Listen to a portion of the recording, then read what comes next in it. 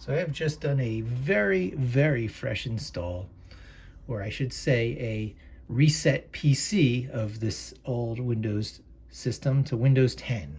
And I've stripped it down so completely that there's nothing here and there's very little over here. And this is what I think of as a nice Zen-like pristine starting point.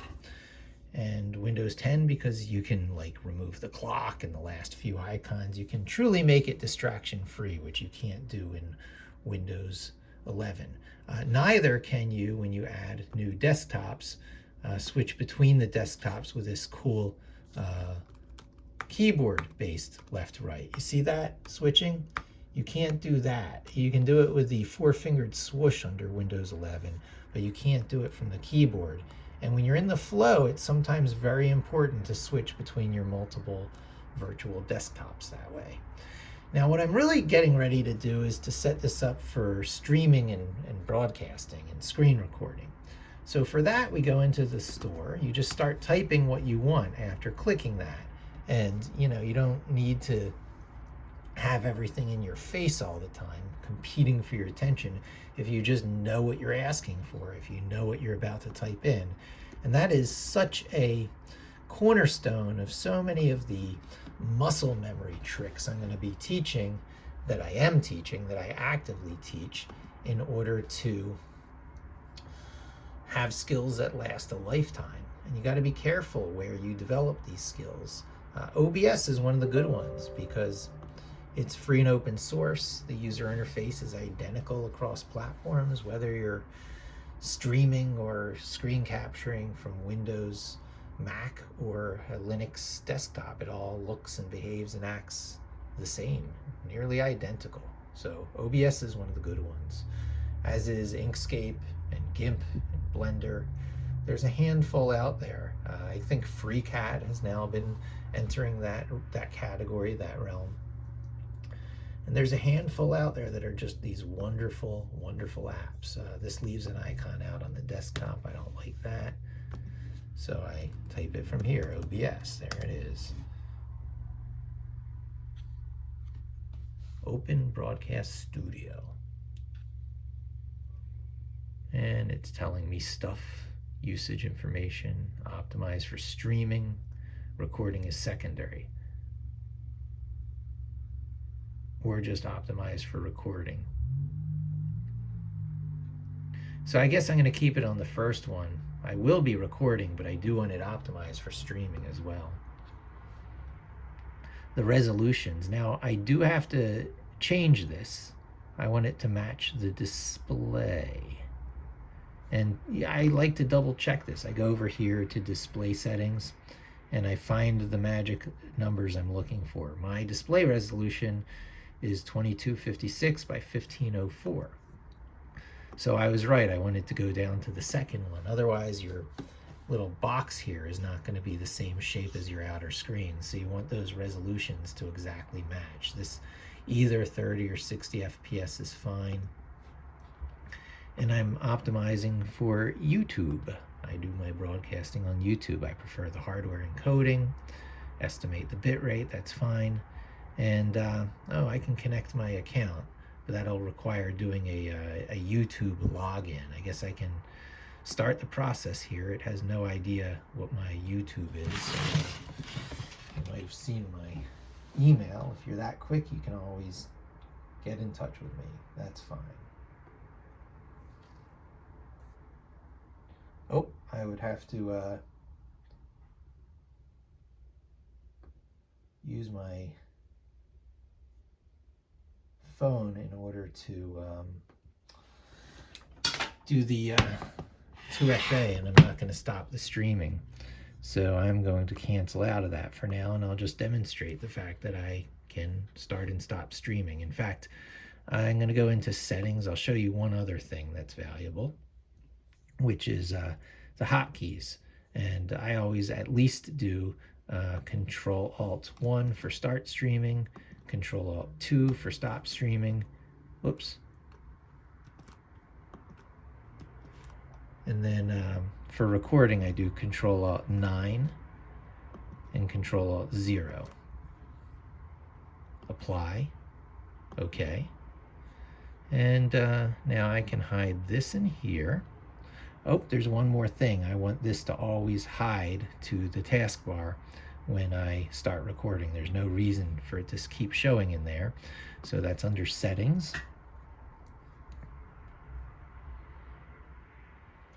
And let's see. Oh, that's a standard option. That's just down here somewhere. System tray.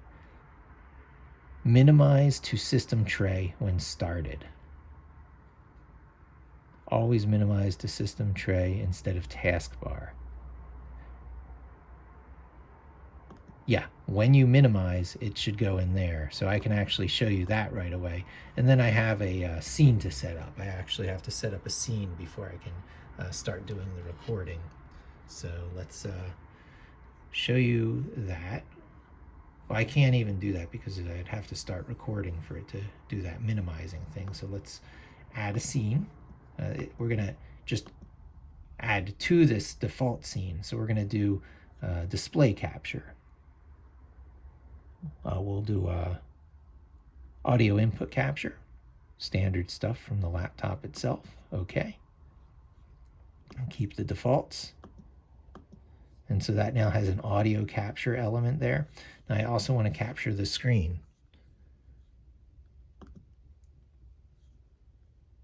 Display capture. All right, we keep the defaults. I usually actually change this to Windows 10 because it has some greater compatibility, I've found. It has the right resolution shown there. I do want it to capture the pointer. So now you can see this whole matching the resolution stuff. If you hadn't have gotten the numbers right, when you do this, it would not match the screen. And look, it looks like it's not.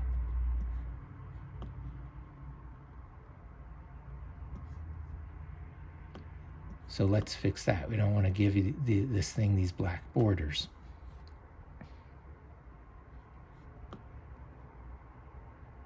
We should be able to slide it there and slide it out and not have this space left over. And that's what I thought I was avoiding. So we go Tools, Settings, well, Settings. We go Settings.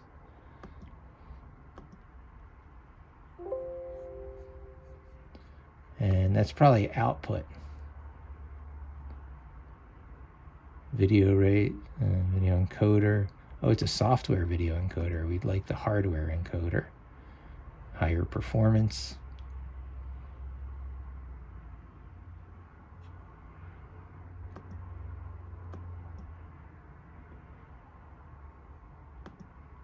There we go. Ah, see, that is not what we want.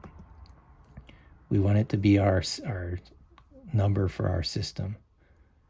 And the output should be that same, or else you might get some strange stretching. It's a bit high resolution. You could probably do some math to sample it down. Downsample filter, common FPS values. We'll go with that. And there, now this will fit that. See, fits right into the corner. That's what you want to go for. And if I wanted to show my smug mug, I could do a video capture device. Keep the defaults. It'll use my webcam from the front. These are the reasons to go with, the Microsoft stuff so much, because, you never have any driver problems. Things just work right because Microsoft really goes out of their way to make sure that everything just works right. So you can see my blue screen isn't exactly lined up, which doesn't really matter because the way I shoot this, it rarely gets the whole background thing. It just zeroes in on my head, which is not inside, which is inside this area. It's not in there. So I'll say okay for now, just to show you how you can set up your talking head piece. But I really don't think I want the talking head piece. I've got another fun and interesting thing I do. In fact, I'll show you that. If you ever see these floating heads, I'll do that here. And I'm going to delete that. See how it takes it. Whoops, I did the wrong one. Can I undo? I'm going to delete this one.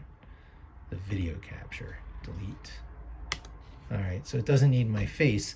So I could demonstrate the capture and the start recording, stop recording. I can leave that open over there. I can go over here, and then I can do Control-Alt-9 to start recording, and then Windows key E to open an Explorer window and go into the empty desktop. And then Control-Alt-0 to stop that recording, Windows key E to bring up Explorer, and then I can find the videos.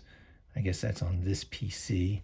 I like to keep my videos in quick edit or quick links, and here's this. I can open that up with Media Player, and you'll see the little recording I just did with OBS software. Recording, and then Windows key E to open an Explorer window and go into the empty desktop. Well, you get the idea. That was a successful screen recording. Ta-da! I should have said ta-da. I like hearing the ta-das layer up. And so now we have OBS, and when we exit out of it, it will keep our settings, and we can bring it up whenever we want.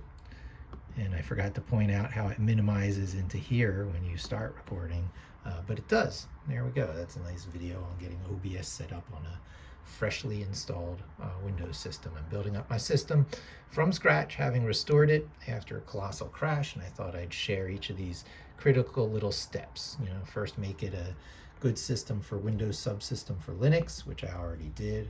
If I go to Ubuntu here, it'll probably come up in the command window. I should change that to the default terminal. If I go to the terminal preview, I can now get into Linux either through an old-fashioned COM window using the Linux icon from the start menu. And you can see can be set as the default application. So if I do that, it'll probably change what's used here. In fact, let's do that. I could show you here. I can go to Ubuntu here, and it's the same thing. See how that prompt says the same stuff on both sides. But let's open settings and set Windows as a default terminal application. Windows Terminal Preview. Now if we close that, and we close that, let's see what happens when we go back into Ubuntu. If it comes up under terminal. It does not, unfortunate. Well, we never go into it through terminal, through that icon anyway. We only go into it through terminal from this point. And we can change which one was default. So if we go into terminal, and we go into settings, default profile, change it to Ubuntu. Now you close out of that, close all. Now whenever you go into terminal, you get, well, that didn't work. Was there a save button I had to hit? Settings. Yes, there was indeed. Ubuntu, save. Now close out of it. Close all. Oops.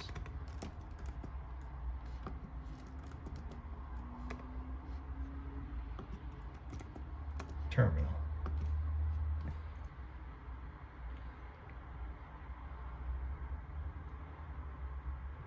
There it is. That's Ubuntu Linux. Get rid of that message, and now you can see you can get into Ubuntu Linux really easy peasy. That's the bonus end piece to this video.